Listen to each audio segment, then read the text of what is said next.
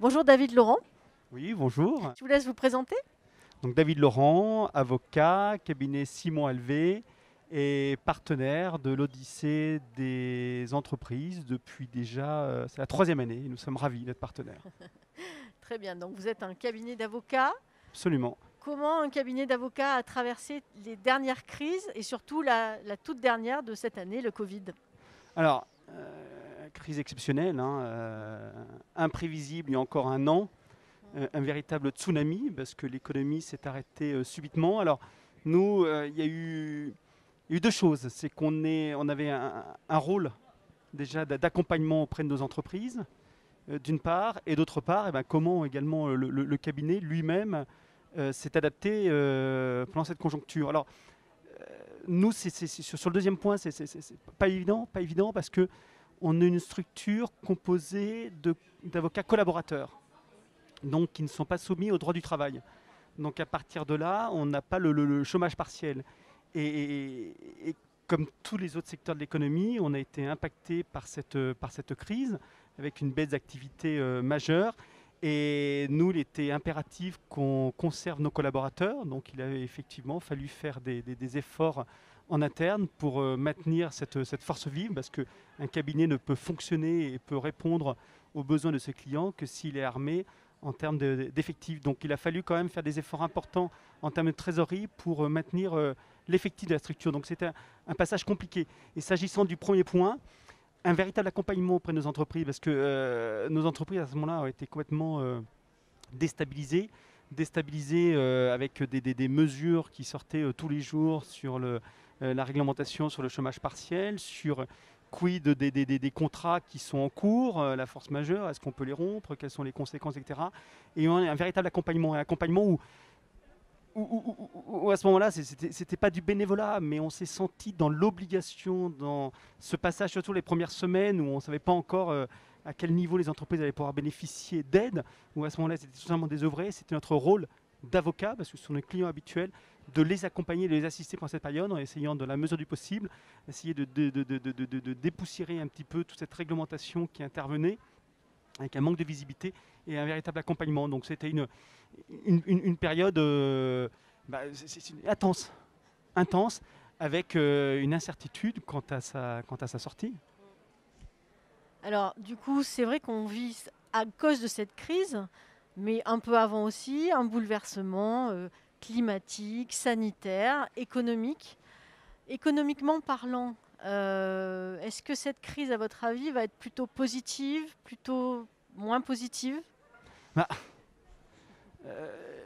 les deux, négatives, et je le vois bien, hein, parce que c'est mon quotidien d'accompagner les entreprises, inexorablement, à partir du moment où vous avez quand même un arrêt de l'économie, vous avez des carnets de commandes qui ne se remplissent pas, et donc à moyen et long terme, ça va se retrouver, avec des problèmes de trésorerie. Alors, des problèmes de trésorerie qui ont été compensés grâce aujourd'hui au chômage partiel et puis au PGE, donc ce dispositif brillantissime qui a été mis en place par l'État et qui a permis aux entreprises de pouvoir faire face.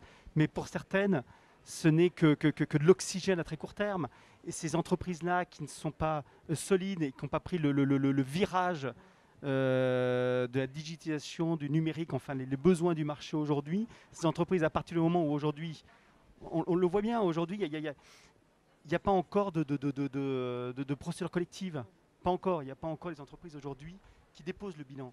Mais on sait très bien qu'au moment où il va falloir un petit peu rembourser les PGE, et ben là, on va être confronté à des difficultés qui vont être majeures. Et beaucoup d'entreprises, malencontreusement, vont cesser leur activité. Et puis après, c'est aussi, pour le côté négatif, hein, c'est aussi une aubaine pour d'autres entreprises. Enfin, c'est pas une aubaine, c'est pour certaines entreprises de restructurer. Donc ça induit aujourd'hui des plans de licenciement et des plans de licenciement qui vont être massifs.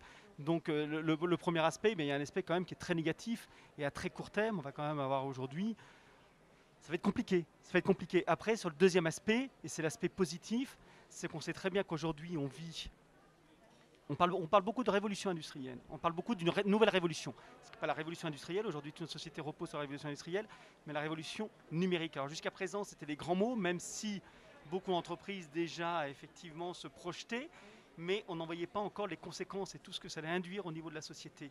Et là, le Covid est un accélérateur de cette métamorphose. Alors évidemment, c'est une aubaine. C'est une aubaine parce que derrière, il y aura de la restructuration et les entreprises vont gagner en efficacité, en productivité, avec de nouvelles parts de marché.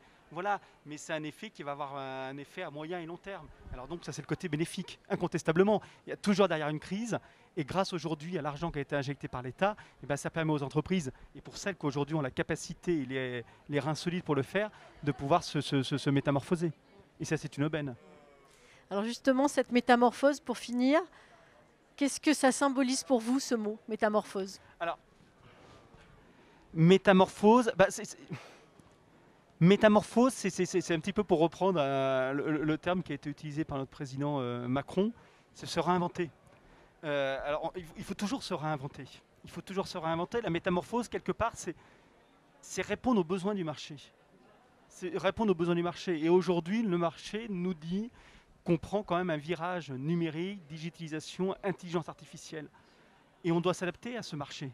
Donc à partir du moment, eh ben, il faut adapter nos structures. Alors moi, je peux parler en qualité d'avocat parce que nous, les avocats, on est quand même des professions qui sont ancrées quand même sur une tradition avec des méthodes de travail qui peuvent paraître comme archaïques.